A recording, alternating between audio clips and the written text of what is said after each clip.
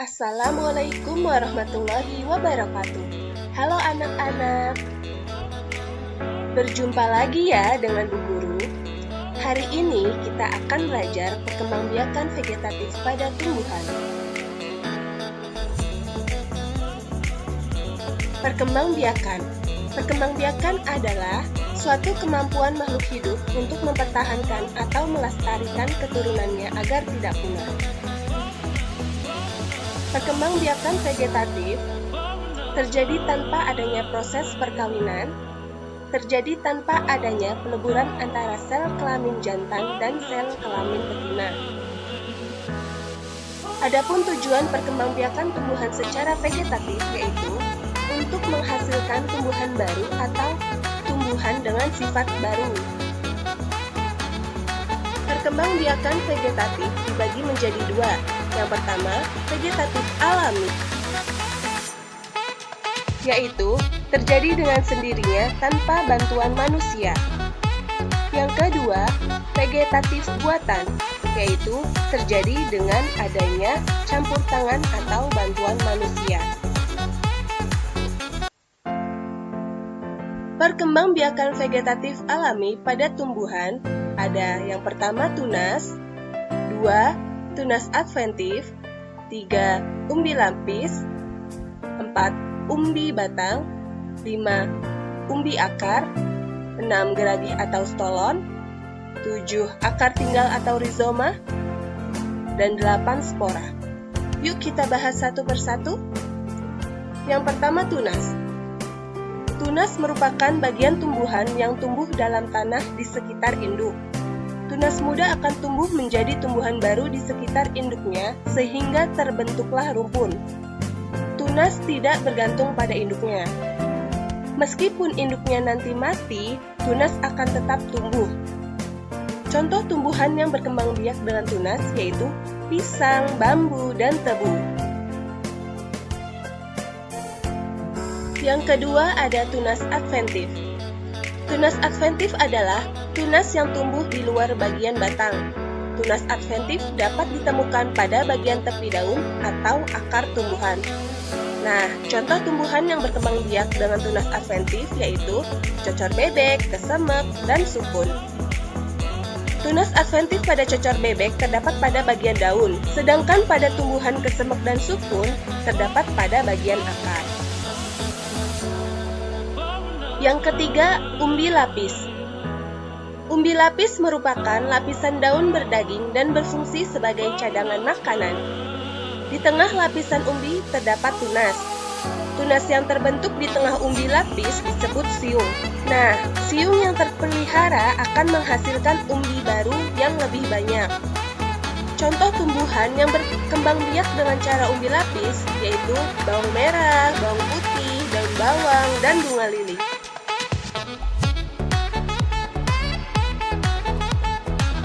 Yang keempat, umbi batang. Umbi batang adalah batang yang tumbuh di dalam tanah.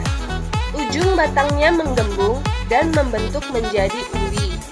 Umbi adalah tempat untuk menyimpan cadangan makanan yang mengandung karbohidrat. Contoh tumbuhan yang berkembang biak dengan umbi batang yaitu kentang, talas, ubi jalar, dan lain-lain. Yang kelima, umbi akar. Umbi akar adalah akar yang tersimpan di dalam tanah berbentuk umbi yang berfungsi untuk menyimpan cadangan makanan. Contoh tanaman yang berkembang biak dengan umbi akar yaitu wortel, lobak, singkong, dan lain-lain. Yang keenam, geragih atau stolon, yaitu batang yang tumbuh di atas tanah atau di dalam tanah. Pada ruas-ruas batang terdapat akar yang akan tumbuh menjadi tunas baru. Tunas-tunas baru yang terbentuk akan tumbuh menjadi tumbuhan baru yang tidak bergantung pada induknya. Contoh tumbuhan yang berkembang biak dengan geragih atau stolon yaitu semanggi, stroberi, rumput teki, dan lain-lain.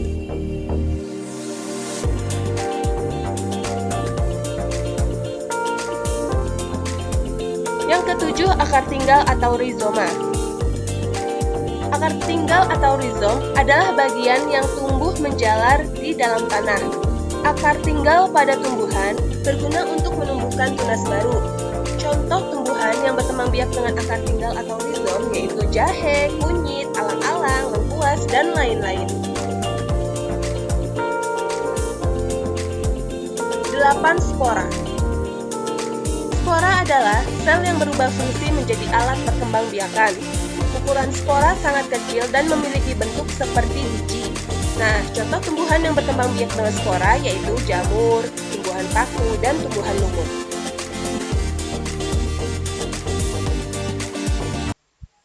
Selanjutnya, perkembangbiakan vegetatif buatan pada tumbuhan, yaitu terbagi menjadi 6 cara. 1. Mencangkok. 2. Stek batang. 3. Stek daun. 4. Merunduk. 5. Tempel atau okulasi. Dan 6. Menyambung atau mengenten. Yuk kita bahas satu persatu. Yang pertama, mencangkok. Mencangkok hanya bisa dilakukan pada tumbuhan yang berkambium.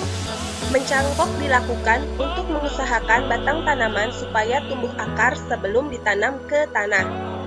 Contoh tumbuhannya yaitu rambutan, mangga, durian, belimbing, jeruk, jambu, dan lain-lain. Berikut cara mencangkok tanaman.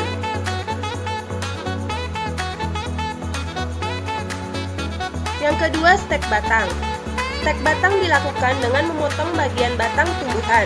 Kemudian, batang tersebut ditanam dan dapat menjadi tumbuhan baru, contohnya singkong, tebu, dan lain-lain. Berikut cara stek batang. Yang ketiga, stek daun.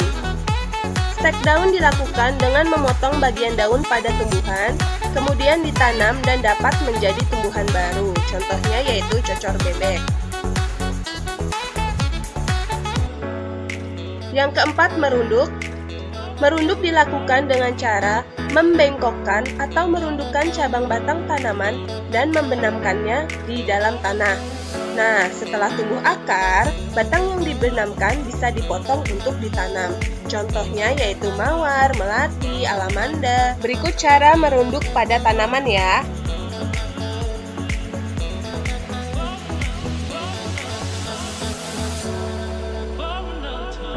Yang kelima, menempel atau okulasi. Menempel atau okulasi adalah cara meningkatkan mutu atau kualitas tumbuhan dengan cara menempelkan mata tunas muda pada batang tanaman induk. Nah, ini contohnya cara menempel. Menempel ini bisa kita lakukan pada tumbuhan mangga, tumbuhan jambu, dan lainnya. Yang keenam, menyambung atau mengenten, yaitu menyambung batang atas dengan batang bawah suatu tanaman yang sejenis. Contohnya, mawar, singkong, mangga. Berikut caranya.